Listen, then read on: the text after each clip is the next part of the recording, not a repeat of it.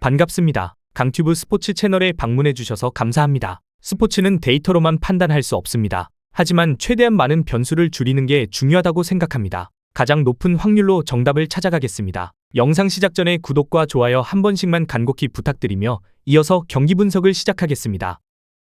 첫 번째 경기, 스페인 대 카보베르데. 스페인은 애틀랜타에서 카보베르데를 상대로 H조 첫 경기를 치릅니다. 월드컵 직전 이라크와 1대1로 비긴 뒤 페루를 3대1로 꺾었습니다. 페루전에서는 미켈 오야르사발이 경기 시작 2분 만에 선제골을 넣었고 페드리와 예레미 피노도 득점에 관여했습니다. 오야르사발은 최근 대표팀에서 6경기 연속골을 넣으며 최전방 경쟁에서 확실한 답을 줬습니다. 로드리, 페드리, 파비안 루이스가 중원을 잡고 마르크 쿠쿠레야와 파우 쿠바르시, 아이메릭 라포르트가 후방을 맡는 구성이 유력합니다. 라민 야말과 니코 윌리엄스는 부상에서 회복해 팀 훈련에 복귀했지만 무리하게 긴 시간을 뛸 가능성은 낮습니다. 그래도 페란 토레스와 오야르사발, 예레미 피노가 있어 공격 선택지는 충분합니다. 카보베르데는 사상 첫 월드컵 본선에 나섭니다. 아프리카 예선 10경기에서 7승 2무 1패를 기록했고 카메룬을 제치고 조 1위로 본선행을 확정했습니다. 본선 직전 평가전에서는 세르비아를 3대0으로 이기며 자신감을 얻었습니다. 다일론 리브라멘토는 예선에서 가장 위협적인 마무리를 보여줬고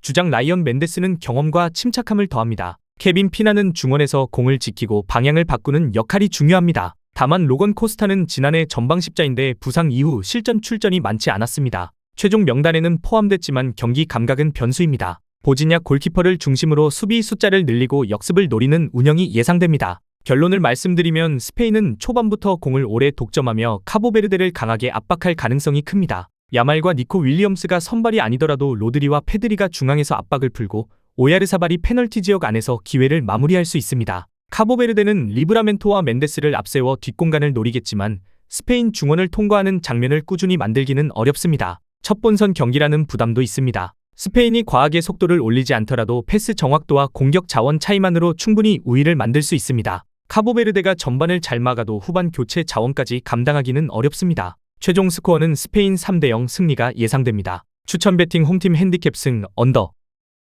두 번째 경기, 벨기에 대 이집트. 벨기에는 시애틀에서 이집트를 상대로 지조 첫 경기를 치릅니다. 월드컵 직전 크로아티아를 2대0 튀니지를 5대0으로 꺾으면서 준비 과정이 매우 좋았습니다. 크로아티아전에서는 유리 틸레만스가 선제골을 넣었고 로멜루 루카쿠가 복귀골을 터뜨렸습니다. 튀니지전에서는 레안드로 트로사르, 샤를 더케텔라러, 케빈 더브라위너, 도디 루케바키오, 니콜라 라스킨이 득점했습니다. 루카쿠는 아직 풀타임을 소화할 몸 상태는 아니지만 짧은 출전 시간에도 골과 도움을 기록했습니다. 더브라위너는 여전히 팀 공격 조율의 중심이고 제레미 도크는 훈련 중 불편함이 있었지만 복귀가 예상됩니다. 제노 데바스트는 다리 부상으로 초반 출전이 어렵고 티보 쿠르투아는 몸 상태를 회복해 첫 경기를 준비하고 있습니다. 이집트는 마지막 평가전에서 브라질에 1대2로 졌습니다. 결과는 패배였지만 후반에 모하메드 살라가 복귀했고 지코가 마네골을 넣으며 강팀을 상대로 버틸 수 있다는 점은 보여줬습니다. 공격은 살라와 오마르 마르무시가 중심에 있습니다. 마르무시는 전방과 측면을 오가며 속도를 더하고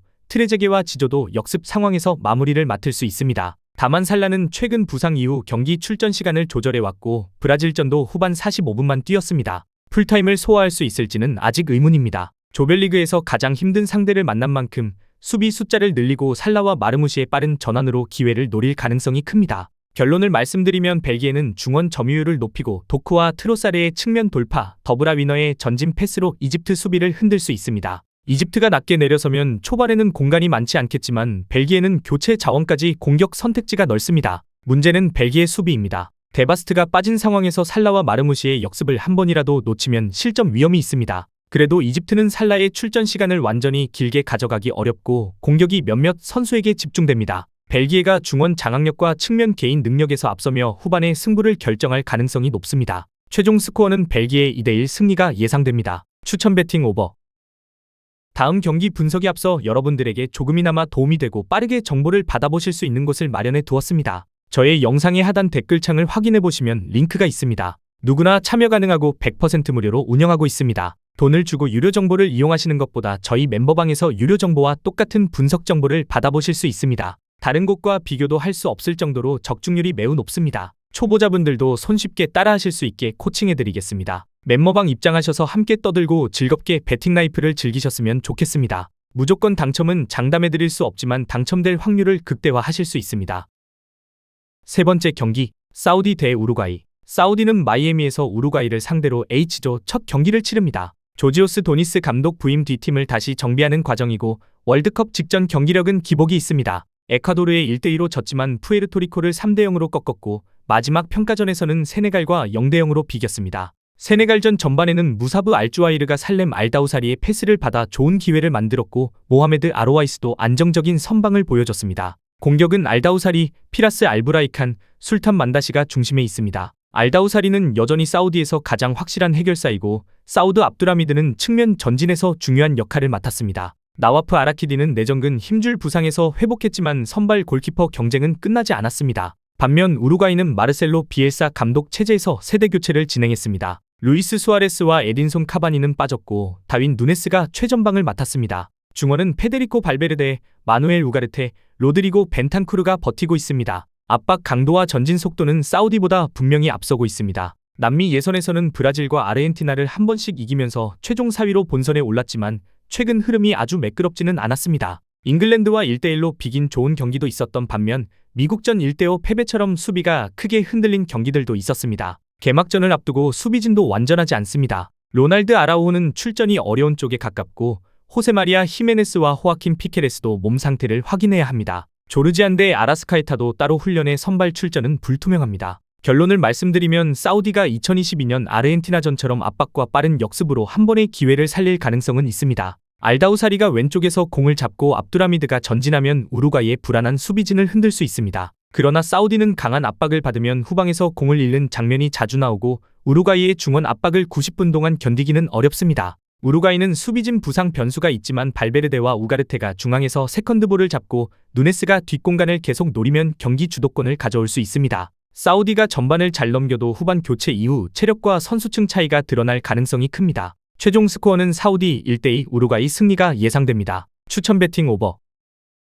네 번째 경기, 이란 대 뉴질랜드. 이란은 로스앤젤레스에서 뉴질랜드를 상대로 지조 첫 경기를 치릅니다. 월드컵 직전 안탈리아 훈련 기간 평가전 4경기에서 3승 1패를 기록했고 마지막 경기에서는 말리를 2대0으로 꺾었습니다. 사이드 에자톨라히와 라민 레자이안이 득점했고 메흐디 타레미도 최근 대표팀에서 가장 확실한 마무리를 보여줬습니다. 아미르 갈레노에이 감독은 타레미를 전방에 두고 알리레자 자한바크시, 메흐디 가예디, 모함마드 모에비를 활용해 측면과 이선을 연결합니다. 다만 사르다르 아즈무는 친미 논란 등으로 대표팀에서 제명되어 빠졌고 알리 골리자데와 루즈베 체슈미도 부상으로 대회에 나서지 못했습니다. 공격진의 이름값은 여전히 앞서지만 주전급 이탈로 전방 조합은 예전보다 좁아졌습니다. 반면 뉴질랜드는 2010년 이후 처음으로 월드컵 본선에 복귀했습니다. 대회 직전 IT에 0대4로 크게 졌지만 마지막 평가전에서는 잉글랜드에 0대1로 패하며 수비 조직을 다시 정비했습니다. 잉글랜드전에서는 전반부터 상대 압박을 견디며 사프리트 신과 매트 가버트가 슈팅 기회를 만들었고 막심 크로콤부가 여러 차례 선방했습니다. 주장 크리스 우드는 무릎 부상으로 준비 과정에서 다소 고생했지만 현재는 출전 가능한 상태입니다. 우드는 뉴질랜드 대표팀 역대 최다 득점자이고 공중볼과 문전 마무리에서 가장 중요한 선수입니다. 리베라토 카카체, 타일러 빈던, 마이클 박솔이 수비를 맡고 중원에서는 조 벨과 가버트가 전진 패스와 압박을 책임집니다. 결론을 말씀드리면 이란은 중원 압박과 경험에서 뉴질랜드보다 앞섭니다. 에자톨라히와 사만 고도스가 중앙에서 세컨드볼을 잡고 타레미가 페널티 지역 안에서 기회를 받으면 한 골을 만들 힘이 있습니다. 뉴질랜드는 우드를 향한 긴 패스와 세트피스로 승부를 걸 가능성이 높습니다. 하지만 IT전에서 측면 뒷공간과 수비 간격이 흔들렸고 잉글랜드전에서도 공격 전개는 많지 않았습니다. 이란도 아즈문과 골리자데의 공백 때문에 큰 점수 차를 만들기는 어렵습니다. 그래도 타레미의 결정력, 중원 경험, 최근 평가전 결과를 종합하면 이란이 조금 더 안정적입니다. 최종 스코어는 이란 1대0 승리가 예상됩니다. 추천 배팅 홈팀 핸디캡에 언더. 저의 영상이 마음에 드셨다면 구독과 좋아요, 알림 설정 해주시면 저에게 있어서 큰 힘이 됩니다. 추가적인 조합픽과 다양한 경기에 대한 세부적인 분석과 결과가 궁금하신 분들은 영상 하단의 댓글창 꼭 확인해 주시길 바랍니다. 스포츠토토가 처음이신 분들 혹은 적중률이 낮으신 분들께서는 멤버방 적극적으로 추천드리고 멤버방 입장하시면 분석 비교부터 해보시길 바랍니다. 멤버방에 다양한 픽스터 분들이 많이 있으니 도움을 받아서 수익을 극대화하는 것도 괜찮은 방법일 수 있습니다. 그러니 며칠 지켜보신 후 마음에 드는 조합픽 탑승하는 방법도 좋을 수 있습니다. 누누이 말씀드리지만 스포츠는 절대로 운으로 하는 게임이 아닙니다. 이제는 스포츠도 전문 분야가 존재합니다. 오늘도 저희 영상을 시청해주셔서 정말 감사합니다. 구독과 좋아요 한 번씩만 부탁드리며 저는 다음 영상에서 인사드리겠습니다.